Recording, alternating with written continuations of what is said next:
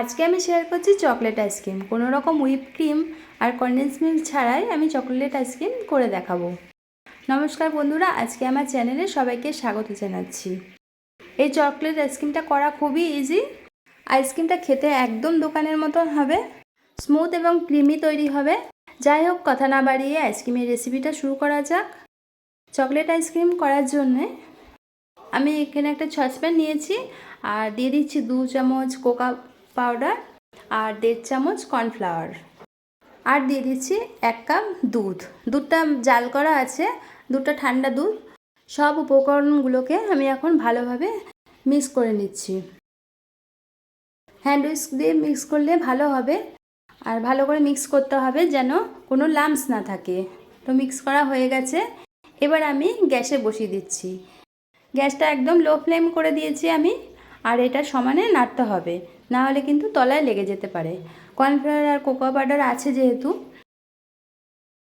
আস্তে আস্তে এটা ঠিক হতে থাকবে। যে ঠিক হয়ে যাবে তখন গ্যাসটা আমি অফ করে দেব। দেখুন আপনারা, আস্তে আস্তে কীরকম গাঢ় হয়ে গেছে। তো এই অবস্থায় আমি গ্যাসটা অফ করে দিয়েছি। আর একটু আমি চামচ দিয়ে ভালো করে নাড়াচাড়া করে নিচ্ছি। দুধের এই মিশ্রণটা এরকম ক্রিমের মতো হয়ে গেলে এবার নামিয়ে নিতে হবে। এবার আমি একটা কন্টেনারে ঢেলে দিচ্ছি।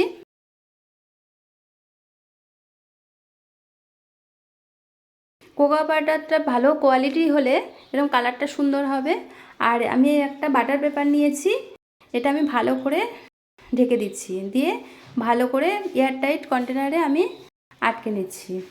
এটা আমি ঠান্ডা হওয়ার জন্যে ফ্রিজে 30 মিনিটের জন্য রেখে দেব। নর্মাল ফ্রিজে রাখলেই হবে। তো 30 মিনিট হয়ে গেছে, এবার আমি খুলে দেখাচ্ছি। একদম জমে গেছে।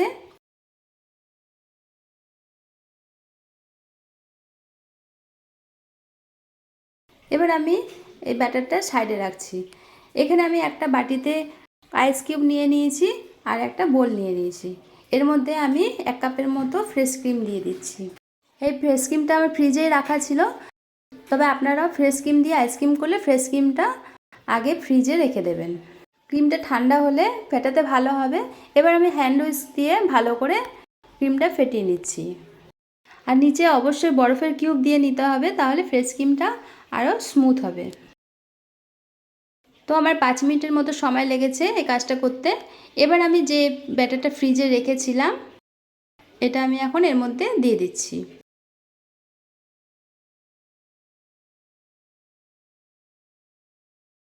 আর আমি দিয়ে দিচ্ছি 1/4 কাপ সুগার পাউডার, আর দিয়ে দিচ্ছি 1 চামচের মতো ভ্যানিলা এসেন্স। এবার সব উপকরণগুলোকে ভালোভাবে মিক্স করে নিতে হবে। তো 5 মিনিটের মতো এরকম নাড়তে হবে, তাহলে স্মুথ ক্রিমের মতো হয়ে যাবে। দেখুন কতটা সুন্দর হয়েছে। এই ক্রিমটা ভালো করে ফেটালে আইসক্রিমটাও খুব ভালো হবে। এবার আমি আইসক্রিমটা একটা কন্টেনারের মধ্যে আমি ঢেলে দেবো। দেখুন বন্ধুরা, কতটা ক্রিমের মতো হয়ে গেছে।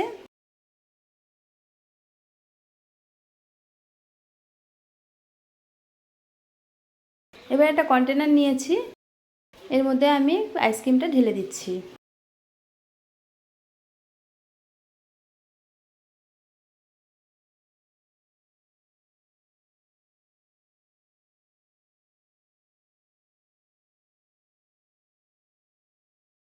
আর এর ওপরে আমি একটু চকো চিপস দিয়ে দিচ্ছি, দেখতে ভালো লাগবে আইসক্রিমটা।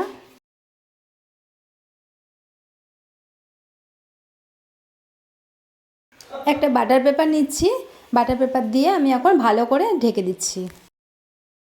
বাটার পেপার বা ফয়েল পেপার দিয়ে এটা ভালো করে কিন্তু অবশ্যই ঢাকতে হবে, নাহলে ভিতরে আইস ক্রিস্টাল জমে যাবে। এবার কন্টেনারটা ভালো করে আটকে দিতে হবে, কন্টেনারটা ভালো এয়ারটাইট হতে হবে। এবার আমি ডিপ ফ্রিজে 8 ঘন্টার জন্য রেখে দিচ্ছি। তো 8 ঘন্টা হয়ে গেছে, 8 ঘন্টা পরে আমি আইসক্রিমটা বার করে নিচ্ছি। আইসক্রিমটা আমি সারা রাত ফ্রিজেই রেখে দিয়েছিলাম। বাটার পেপারটা আমি তুলে দিচ্ছি। দেখুন বন্ধুরা, কতটা সুন্দর জমে গেছে আইসক্রিমটা,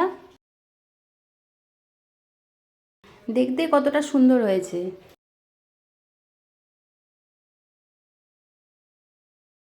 এবার আমি আইসক্রিমটা তুলে দেখাবো। আমি স্কুবারটা গরম জলে ভিজিয়ে রেখেছিলাম, তাহলে আইসক্রিমটা ভালো উঠবে। দেখুন কতটা সুন্দর হয়েছে। কেউ খেলে বিশ্বাসই করবে না যে এটা বাড়িতে বানানো আইসক্রিম। এবার আমি একটা কাপের মধ্যে সার্ভ করে দিচ্ছি। চাইলে আপনারাও বাড়িতে এরকম চকলেট আইসক্রিম করে নিতে পারেন, তাহলে বাচ্চারাও খুব খুশি হয়ে যাবে। ওপরে আমি একটু চকো চিপস দিয়ে দিচ্ছি। খুব সহজে আর বেশিক্ষণ সময়ও লাগে না হতে। আইসক্রিমের রেসিপিটা কেমন লাগলো আপনারা কমেন্ট করে জানাবেন, আর একটা লাইক দিয়ে দেবেন। আইসক্রিমটা এবার আমি একটা প্লেটে সার্ভ করে দিচ্ছি। আইসক্রিমের খাওয়াটা আমি আর দেখাতে পারলাম না, তার আগেই আইসক্রিম শেষ হয়ে গেছে। তো আইসক্রিমের ভিডিওটা যদি আপনাদের ভালো লাগে তা প্লিজ সাবস্ক্রাইব করে দেবেন। আপনারা সবাই ভালো থাকবেন। টাটা।